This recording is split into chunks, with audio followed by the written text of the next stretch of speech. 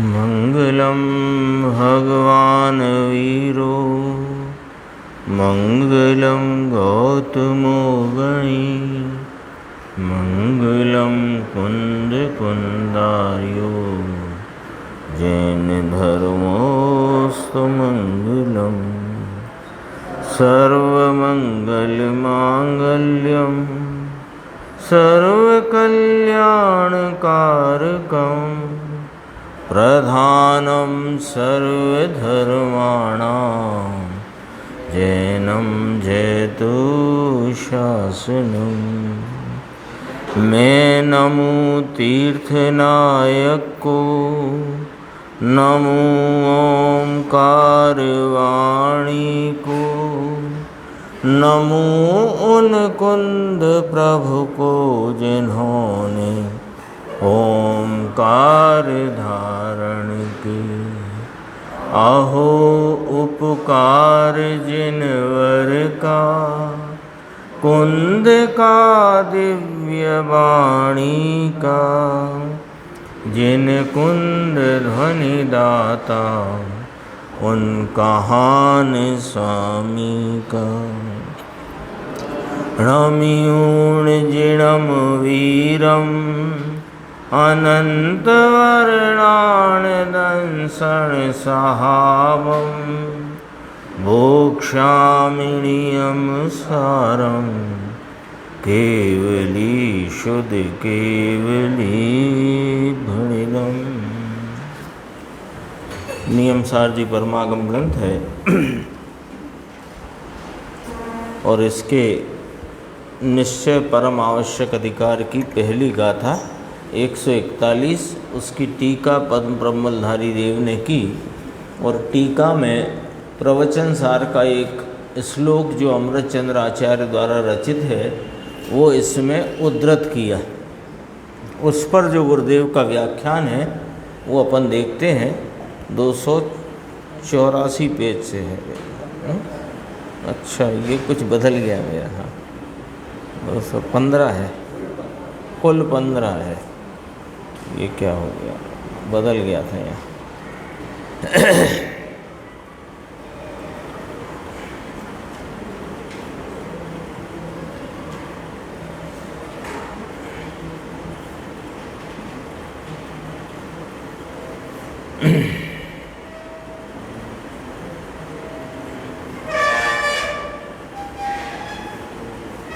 अपन ये बात 17 पेज से देखते हैं। 17 नंबर का पेज। यहाँ प्रवचन सार के इस श्लोक में आचार्य अमृतचंद्र भगवान कहते हैं कि इस रीति से शुद्ध उपयोग को प्राप्त करके, है ना। तो फिर यहाँ पर बात कहते हैं कि इस रीति से शुद्ध उपयोग को प्राप्त करके आत्मा स्वयं धर्मपने परिणमता हुआ। 17 पेज के बीच में है, स्वयं धर्मपने परिणमता हुआ। तो इसमें जोर काय पे आया, स्वयं धर्मपने परिणमता हुआ। इस रीति से, किस रीति से कि स्वरूप के आलम्बन लेने वाली रीति से शुद्ध उपयोग को प्राप्त करके, उपयोग की शुद्धता रूप परिणमित हो करके, शुद्ध उपयोग प्राप्त करके स्वयं, स्वयं माने आत्मा अपने से ही धर्मपने परिणमता हुआ। तो जोर कहाँ है कि धर्म रूप जो आत्मा का परिणमन है वो स्वयं से है, किसी की अपेक्षा नहीं। वह गुरुदेव श्री यहाँ पर अपने सामने स्पष्ट करते हैं। स्वयं धर्मपने परिणमता हुआ यानी राग और निमित्त की अपेक्षा बिना, व्यवहार और निमित्त दो की अपेक्षा रखे बिना निरपेक्षपने। मिला ना, 17 नंबर पेज है। स्वयं धर्मपने परिणमता हुआ, यह जैन वीतराग धर्म है। इन्हें परमात्मा त्रिलोकनाथ सर्वज्ञ परमेश्वर अनंत तीर्थंकरों की यह धुनी है, अनंत तीर्थंकरों का यह उपदेश है और यह पंचम काल के साधारण प्राणी अबुध जैसे को भी कहते हैं। अबुध नाम अप्रतिबुद्ध कहो, अज्ञानी कहो, अबुध कहो, जिसको बोधि नहीं है, ऐसे जो साधारण जीव, साधारण प्राणी, उनको भी कहते हैं कि हे शिष्य, तुम शुद्ध उपयोग को प्राप्त करो ना। क्या वजन है, कितना वजन है, देखो क्या कहते हैं। पंचम काल के साधारण प्राणी, अनादि अज्ञानी, अप्रतिबुद्ध, अत्यंत अप्रतिबुद्ध, समय सार में लिया ना, अत्यंत अप्रतिबुद्ध को कहते हैं। तो अत्यंत अप्रतिबुद्ध को भी ये कहते हैं, यानी अत्यंत अप्रतिबुद्ध अनादि अज्ञानी, जिसको बिल्कुल भी इस आत्मा का अनात्मा का पता ही नहीं है, उसको भी ये नहीं कहते कि पहले कुछ शुभ भाव करो, कुछ निमित्तों की शरण में जाओ, कुछ राग की वृत्ति का बदलावा करो, कुछ राग का परिणमन पलट दो, फिर तुमको आत्मा मिलेगा, शुद्ध उपयोग तब होगा, ऐसा नहीं कहते। क्या कहते हैं कि हे शिष्य, तुम शुद्ध उपयोग को प्राप्त करो ना प्रभु, कि तुम तो शुद्ध उपयोग रूप परिणमित हो, ऐसी तुम्हारी वर्तमान सामर्थ्य है ना। कोई काल हो, कोई गति हो, कोई लिंग हो, कोई लेश्या हो, सब जीवों को सर्व समय में अपने इस चैतन्य स्वरूप के आलम्बन रूप उपयोग के परिणमने की सामर्थ्य, ताकत, सब कुछ उनके पास है, सब कुछ उनके पास है, ये कहते हैं। यानी कोई कहे कि अभी पंचम काल चलता है, तो अभी हम कैसे शुद्ध उपयोग कर सकते हैं, अभी तो शुभ उपयोग ही है, ऐसा कोई कहे, तो कहते हैं कि ये पांचवा काल अथवा भरत क्षेत्र, अरे नरक गति हो, स्वर्ग गति हो, त्रियंच गति हो, तो भी कोई तुमको इस उपयोग स्वरूप आत्मा से मिलने रूप जो शुद्ध उपयोग है, उसकी परिणति, उसके परिणमन, उसकी प्राप्ति के लिए रोकने वाला नहीं है। तो कहते हैं हे शिष्य, तुम शुद्ध उपयोग को प्राप्त करो ना प्रभु, और कैसे करो कि स्वयं धर्म पने परिणमता है। यह आत्मा स्वयं धर्म पने परिणमता है, स्वयं से परिणमता है, कोई निमित्त की अपेक्षा नहीं, किसी राग की अपेक्षा नहीं, किसी व्यवहार निमित्त किसी की अपेक्षा नहीं, सर्वथा निरपेक्ष पने। क्यों, ऐसा कैसे कि किसको परिणमना है शुद्ध उपयोग रूप, वर्तमान अपने उपयोग को, ठीक है।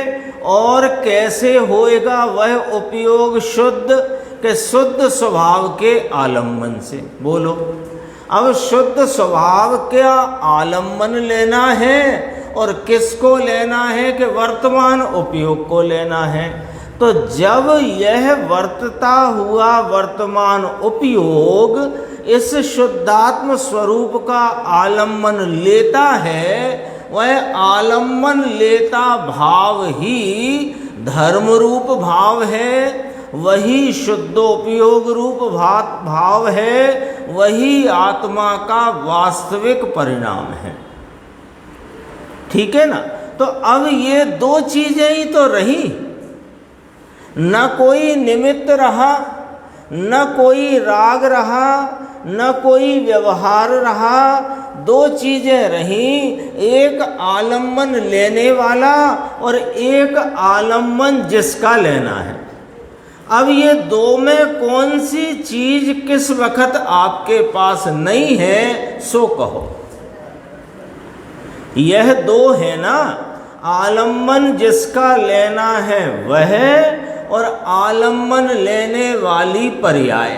अब ये दो में कौन सी ऐसी चीज है जो नहीं है, जिसके लिए हमको निमित्तों की राह देखना पड़े, जिसके लिए किसी प्रकार के राग की विशुद्धता की आवश्यकता या किसी प्रकार का उसमें हिसाब रखना पड़े, किसी प्रकार के व्यवहार की जरूरत पड़े, है ही नहीं। वही चाय बनाना है तो चाय बनाना है तो 3 चीजें मुख्य होती हैं, पानी, दूध, चाय, वो पत्ती और शक्कर। अब कोई अन्य, अब आटा ही नहीं है तो चाय कैसे बने? तो ये कौन सी बात हुई? अब घर में आटा ही नहीं है, आप चाय बनाने की कह रहे हो। ऐसा कोई कहे तो क्या कहोगे? मूर्ख। ऐसे यहां कहते हैं, यह आत्मा जो स्वयं धर्म रूप परिणमता है वह स्वयं परिणमता है, सर्वथा निरपेक्ष रूप परिणमता है। क्योंकि धर्म रूप परिणमन के लिए 2 चीज की आवश्यकता है, एक अपना शुद्ध स्वरूप जिसका आलम्बन लेना है और एक आलम्बन लेने वाली पर्याय। और इस 3 काल में इस आत्मा के साथ ये दोनों चीजें यानी वर्तमान वर्तता हुआ उपयोग और अपना ध्रुव त्रिकाली अविनाशी भाव दोनों सदा काल विद्यमान हैं। अब बताओ किस निमित्त की जरूरत है? ये थोड़ा वजन है यहाँ पर देखो। इसलिए वह स्वयं धर्म परिणमता हो, स्वयं धर्म परिणमता हुआ। ये देखो मुनिराज कहते हैं, ज्ञानी जन कहते हैं, हमारी भी आशा रखे बिना, देव गुरु और धर्म की भी आशा रखे बिना, आशा रखे बिना, फिर क्या लिखा? इनका भी लक्ष्य किए बिना। बोलो, उनकी आशा नहीं करता कि देव गुरु धर्म मिलेंगे तो धर्म होएगा, ऐसा नहीं है। कौन कहता है ये?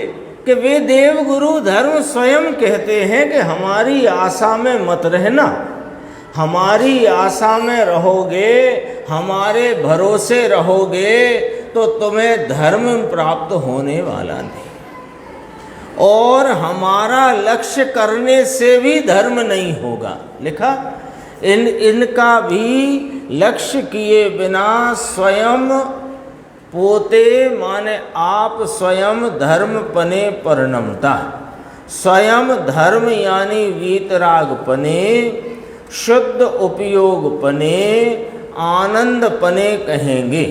परिणमता हुआ स्वयं आप ही धर्म परे परिणमता हुआ, कहते हैं। ओ हो गजब श्लोक है। अभी और इसमें चर्चा है। देखो 18 पेज, बीच में 4 पंक्ति हैं कि शाश्वत आनंद के फैलाव से रस युक्त। तो धर्म पने परिणमा तो क्या हुआ? एक तो ये कहा कि इस रीति से यानी अपने स्वरूप के आलम्बन की रीति से शुद्ध उपयोग को प्राप्त करके यह आत्मा स्वयं धर्म पने धर्म परिणमता, धर्म रूप परिणमता हुआ।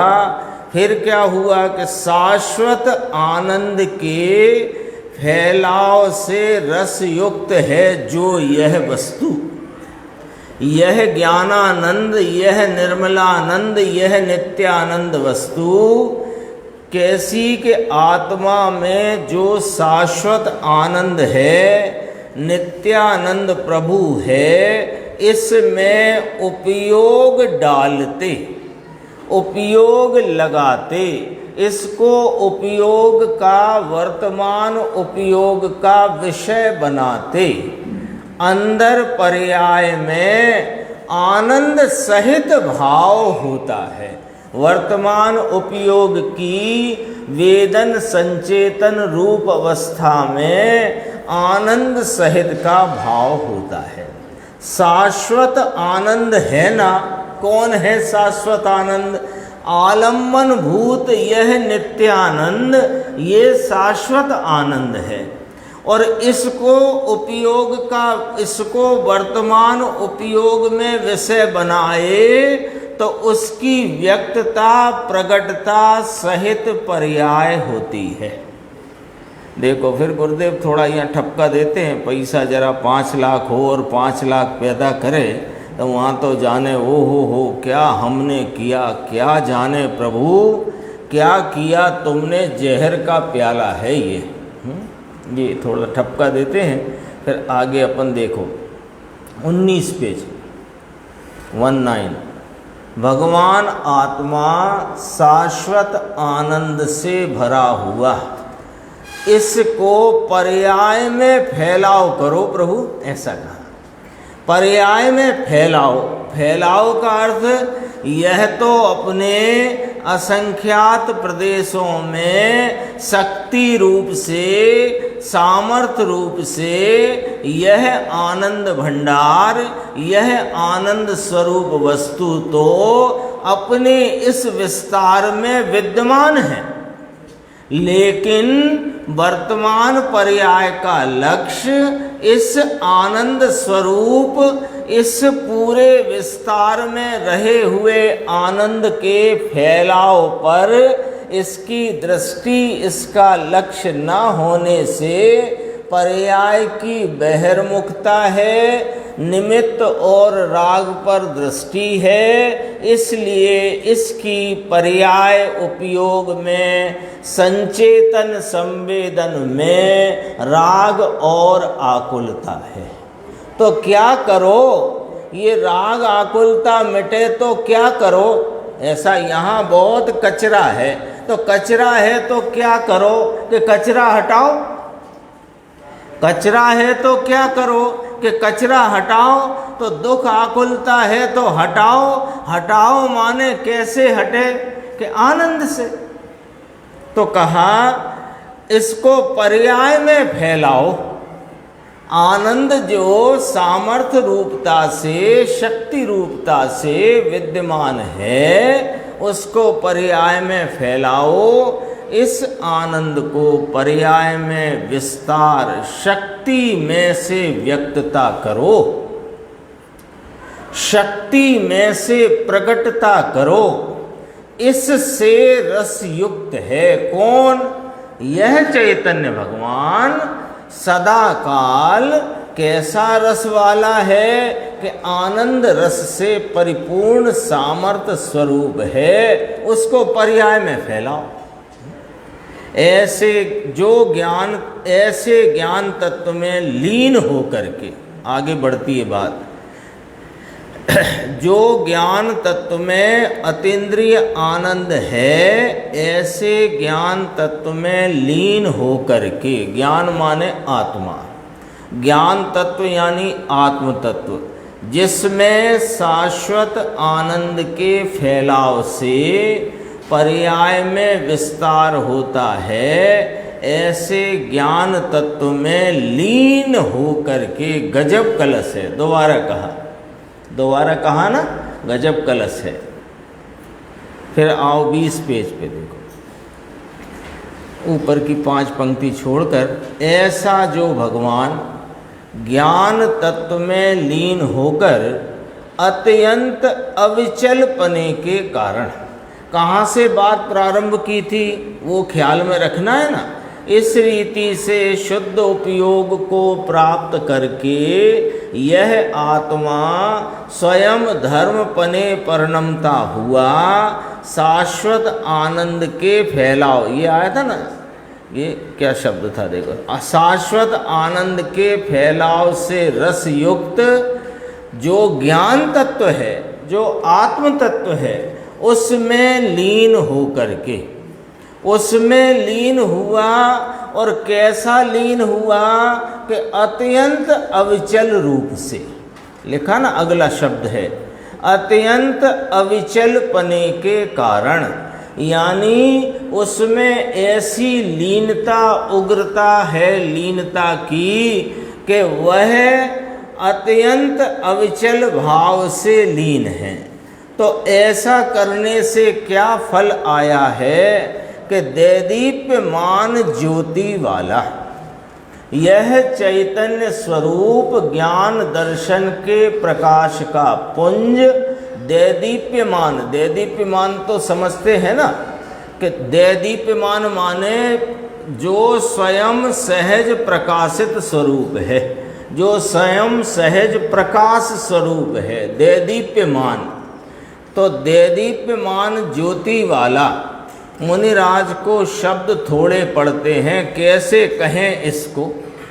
इस चैतन्य भगवान वस्तु, उसकी सामर्थ्य और उसकी सामर्थ्य की परिपूर्ण प्रकटता का जो भाव है, इसकी व्याख्या करने में कहते हैं शब्द कम पड़ते हैं।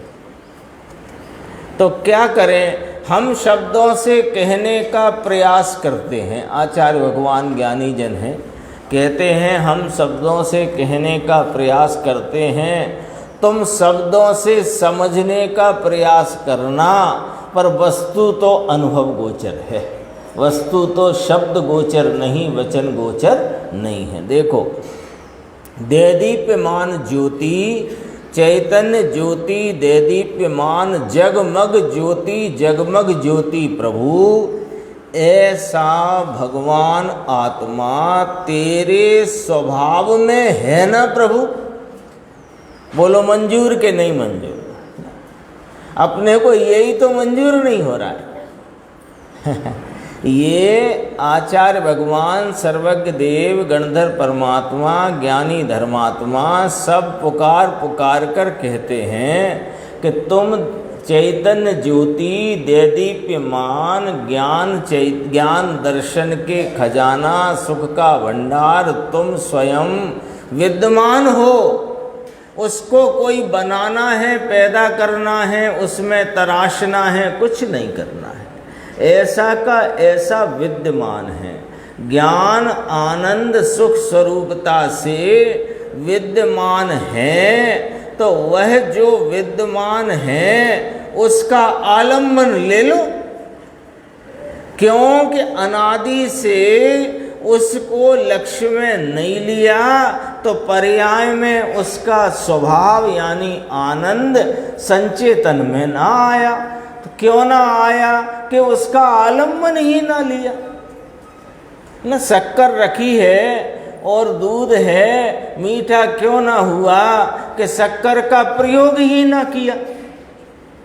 तो ये वस्तु नित्यानंद ज्ञान दर्शन स्वरूप विद्यमान है, लेकिन उसका आलम्बन न लिया।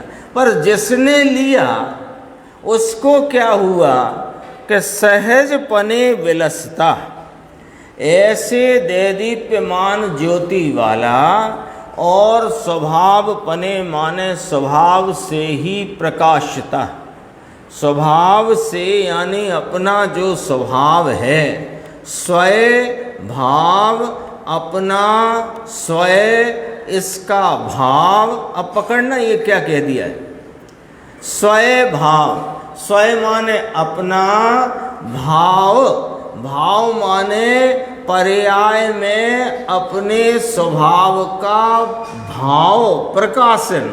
ये प्रकाश स्वरूप है ना, तो प्रकाश स्वरूप का पर्याय में खिलावट होगी तो कैसी होगी? प्रकाश स्वरूप जैसे दीपक है, तो दीपक प्रकाश स्वरूप है, तो दीपक के प्रकाश का जो पसारा होएगा वो प्रकाश रूप होएगा कि अंधकार रूप होगा। जो जैसा उसका भाव है वैसा भाव पसरा है। ऐसे ही यहाँ कहते हैं कि अपना स्वभाव चैतन्य ज्योति दैदीप्यमान है, स्वभाव से ही यह प्रकाश स्वरूप ज्ञान दर्शन स्वरूप है, तो इसके यह पर्याय में अपने स्वभाव से प्रकाशिता। क्या मतलब कि स्वभाव जो त्रिकाली है उसको पर्याय में प्रकाशता। पर्याय में क्या भाव आ गया कि जो त्रिकाली स्वभाव सामर्थ्य अनादि की है वह पर्याय में प्रकट हुई, वह उसका पर्याय में प्रकाशन हुआ। तो ये प्रकाशन कैसा है, आगे बात चलती है। ये कलश बहुत गंभीर है, प्रवचन सार में बहुत कम कलश हैं, उनमें एक कलश ये है, 5वें 6वें नंबर पे है शायद ये कलश, वहाँ 5वां है। रत्न दीपक की निष्कंप ज्योति, देखो नीचे आओ, नीचे इसी पृष्ठ पे रत्न दीपक की निष्कंप, रत्न दीपक जैसे निष्कंप है और प्रकाश करता है, ऐसे भगवान शाश्वत चैतन्य मूर्ति निष्कंप है और प्रकाश करती है। निष्कंप का अर्थ है हीनादिकता वाला नहीं। निष्कंप जैसे मणि हो ना, रत्न दीपक का यहाँ दृष्टांत दिया है। रत्न माने मणियों से बना हुआ दीपक हो, जिसमें मणि का स्वयं अपनी सामर्थ्य का प्रकाश परिणमित हो, तो उस प्रकाश में कैसी होती है, ऐसी हलबलाहट होती है क्या? निष्कंप भाव है। ऐसे जब अब वहाँ से मिलाओ, इस रीति से शुद्ध उपयोग को प्राप्त करके यह आत्मा स्वयं धर्मपने परिणमता हुआ और जो आनंद के सहज फैलाव से रस युक्त है, ऐसा इस ज्ञान तत्व में लीन होकर अविचल पने के कारण सहज देदीप्यमान प्रकाश को प्राप्त होता है। कैसा है वह प्रकाश कि रत्न दीपक की भांति निष्कंप है ना, प्रकाश वाली शोभा को प्राप्त होता है। ऐसी शोभा इसको यह भगवान प्राप्त होता है। एक कलश ने तो गजब काम कर दे हैं, देखो एक एक कलश। ये कहते हैं गुरुदेव पद्म मलधारी देव ने 311 कलश इसमें बनाए, 311। नियम सार जी गाथा सूत्र 187 और उस पर कलश चढ़ाए टीकाकार मुनिराज ने 311। 311 तो खुद ने रचना करके कलश चढ़ाए और अनेकों कलश टीका में अन्य आचार्यों के उद्धृत किए, जैसा कि एक अपन अभी ये पढ़ रहे थे। समय सार में 278 कलश हैं, इसके 311 हैं अपने बनाए हुए और आधार के आपेला यानी आधार के अलग। 311 तो खुद ने रचना करी, आधार रूप से जो दिए हैं वे अधिक हैं। 311 तो इनके अपने बनाए हुए। टीका कोई गजब की टीका है। एक तो इसमें मूल तत्व की बात जो निज भावना के निमित्त कुंद आचार्य भगवान ने इस ग्रंथ की रचना करी, तो उनकी भावना को, उनके हृदय को कहती हुई टीका, और भाषा में भी इतनी समृद्ध के अलंकार उपमाओं से भाषा भी जिसकी बहुत मधुर और मूल तत्व की व्याख्या जिसमें है, ऐसी 187 गाथा 311 कलश वाला यह ग्रंथ है। देखो अब अगला कलश है, थोड़ी सी ये चर्चा 22 पेज पे है। देखो ये तो रत्न दीपक की भांति भगवान आत्मा अपनी शोभा से शोभित हो रहा है। ये थोड़ी चर्चा, इसको इस रूप में भी देखना। किस रूप में देखना? एक तो ये बात कही कि इस रीति से माने स्वरूप का आलम्बन लेकर शुद्ध उपयोग प्राप्त करके, जो अपन ने अभी पूरी चर्चा पढ़ी, तो वह परिपूर्ण ज्ञान विकास को प्राप्त होता है कि जो रत्न दीपक की भांति निष्कंप प्रकाशित होता है। एक तो वह केवल ज्ञान पर्याय की बात करी, ठीक है। अब यहाँ गुरुदेव श्री इसको स्वभाव पर घटित करते हैं। स्वभाव पे कैसे और क्यों घटित करते हैं कि जैसा केवल ज्ञान स्वरूप ज्ञान आदि भावों का परिपूर्ण प्रकटपना है, वो स्वभाव वैसा ही परिपूर्ण है। ये पर्याय में जो केवल ज्ञान आदि गुणों की परिपूर्ण प्रकटता का भाव है, वो प्राप्त की प्राप्ति है। ये जो परिपूर्ण त्रिकाली अपना ज्ञायक परमात्मा है, ये ऐसे स्वभाव से अनादि अनंत रहा है, उसका ही तो प्रकाशन है। तो जरा इस एंगल से भी बात देखो कि यह आत्मा, यह चैतन्य पदार्थ रत्न दीपक की भांति, एक रत्न दीपक की उपमा परिपूर्ण प्रकाशन रूप भाव को दी। और यहाँ कहते हैं कि रत्न दीपक की भांति यह भगवान आत्मा अपनी शोभा से शोभित हो रहा है। इसकी शोभा के लिए पर की कोई जरूरत नहीं है। इसको शोभायमान करने के लिए, अरे यह तो स्वयं शोभायमान है, अपने अनंत स्वभाव की शोभा से विद्यमान पने रहा हुआ अनादि अनंत ध्रुव स्वरूप यह ज्ञायक परमात्मा, यह अपनी शोभा से शोभित है। इसको पर की नाम किसी निमित्त की जरूरत नहीं, राग की मंदता की जरूरत नहीं, पुण्य या कोई तीर्थंकर गोत्र बांधे तब ही इसकी शोभा कही जाए, ऐसा है कि कोई राग की मंदता का परिणमन हो तो ये जीव शोभा को प्राप्त हो कि नाना भाई, वो राग की मंदता तीव्रता तो विकारी भाव हैं, उनमें स्वयं शोभा का अभाव है। यह जो वीतराग स्वरूप अपना त्रिकाली चैतन्य आनंद नाथ, यह अपनी शोभा से शोभित है। इसकी शोभा को स्वीकार करने में पर्याय सुशोभित हो जाती है। देखो, ये पवित्रता में भी पूरा है और तीर्थंकर होए तो पुण्य में भी पूरा है। इसलिए साधारण प्राणी पुण्य में भले ना होए, लेकिन वस्तु से पूर्ण है। इसलिए अपनी पुण्य से नाप तौल बंद करो, दूसरे की पूर्व पुण्य के उदय प्रमाण में नाप तौल बंद करो, वर्तमान पुण्य से नाप तौल बंद करो। वर्तमान पुण्य माने राग की मंदता, इनकी भैया की बहुत अच्छी है तो ये बहुत अच्छे हैं, और इनके राग की मंदता बिल्कुल दिखाई नहीं देती, ये तो बेकार हैं। ये नहीं भैया, सब जीव वस्तु से पूर्ण है, और जो इस पूर्णता को स्वीकार करता है वो पूर्ण भाव को प्राप्त होता है।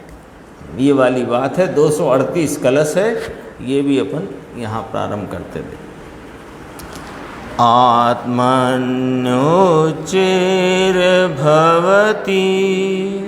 नियतं सच्चिदानन्दमूर्तौ धर्मः साक्षात् सवसजनित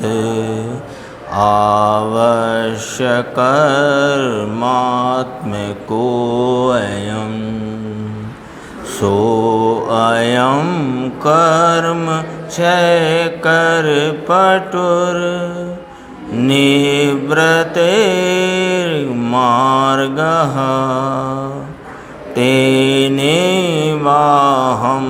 किमपि तरसा यामि सं निर्विकल्पम्।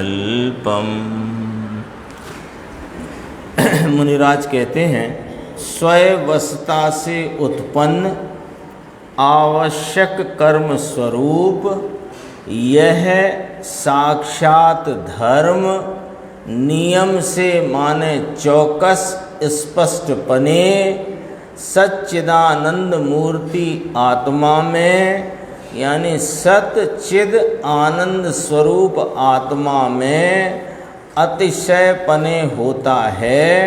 वह इस, अब आगे फिर आगे पढ़ेंगे, स्वयवस्था से उत्पन्न आवश्यक कर्म नाम कार्य स्वरूप। पीछे अपनी जो चर्चा चली थी 141 गाथा में, तो कहा था कि अन्य वश ना होना ही आवश्यक है।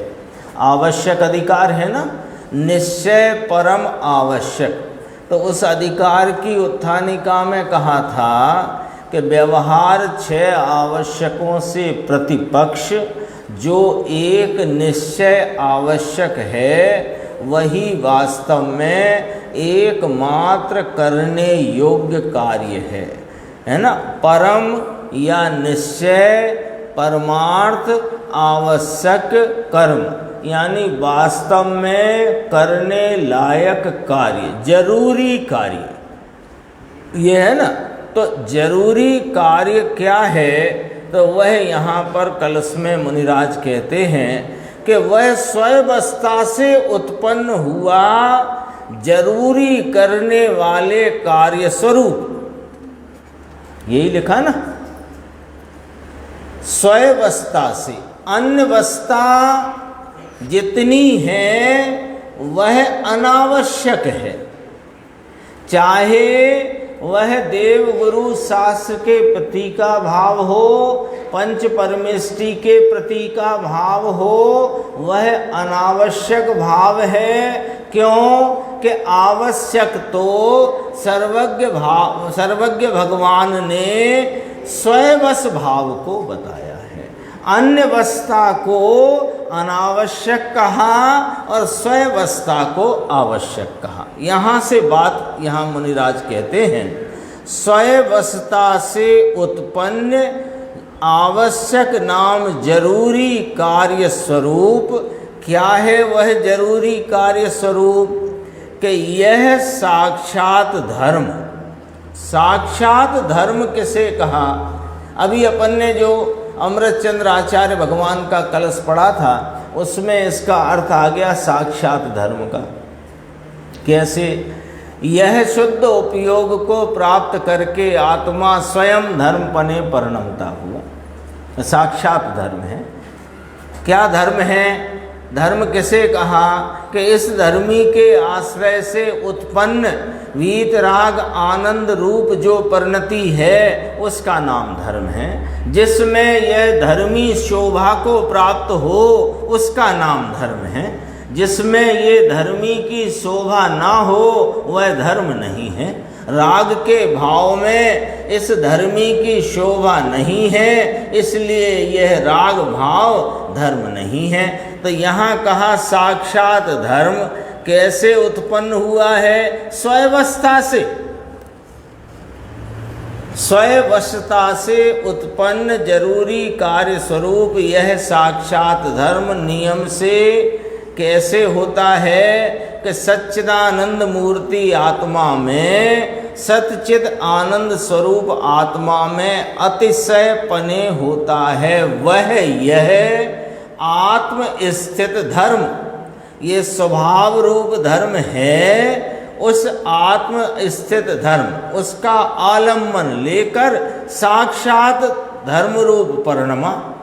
तो कहते हैं कर्म क्षय करने में कुशल, ऐसा निर्वाण का एक मार्ग है। लो, तो जिनवाणी में तो 2 मार्ग कहे हैं, जिनवाणी में नहीं कहे। मोक्ष मार्ग 2 हैं, निश्चय मोक्ष मार्ग, व्यवहार मोक्ष मार्ग। कहे कि नहीं कहे? कि कहे हैं नहीं, कहे हैं नहीं। तो यहाँ कितने कहे? कि एक कहा। क्योंकि एक है। लिखा कि नहीं लिखा? यहाँ कर्म क्षय करने में कुशल, ये गाथा में भी आया था। कर्म विनाश में के लिए। तो कर्म विनाश यहाँ निमित्त की तरफ से कथन है। कर्म क्षय करने में कुशल यानी अपने स्वरूप की परिपूर्ण प्राप्ति के भाव को प्राप्त करने रूप ऐसा जो निर्वाण, उसका यह एक मार्ग है, उससे ही लो। अब यहाँ ही लगाया मुनिराज ने, उससे ही। पहले तो क्या कहा इस पूरे कलश का भाव कि यह आत्मा सदचिद आनंद स्वरूप है। इस आत्मा में यह इसका स्वाभाविक भाव अतिशय पने रहा हुआ है। इस स्वभाव रूप अतिशय पने रहे हुए इस चैतन्य परमात्मा की स्वयंवस्था में आने से वह जो एक ही जरूरी कार्य है जो स्वयंवस्था से उत्पन्न होता है, वह कार्य होने में और उस कार्य को ही कर्म क्षय करने में कुशल निर्वाण का एक मार्ग कहा। एक कहा ना, तो जब एक ही कहा तो उससे ही, अब दूसरा है ही नहीं, एक ही है, उससे ही मैं शीघ्र, ले मुनिराज कहते हैं, उससे ही मैं शीघ्र कोई अद्भुत निर्विकल्प सुख को प्राप्त करता हूँ। यानी आत्मा को परिणति में निर्विकल्प, अद्भुत, अनुपम, अतीन्द्रिय जो सुख है उसकी प्राप्ति स्वयंवस्था से ही है, अन्यवस्था से नहीं। ये इस कलश में भाव आया है और गुरुदेव का व्याख्यान अपन आगे की स्वाध्याय में देंगे।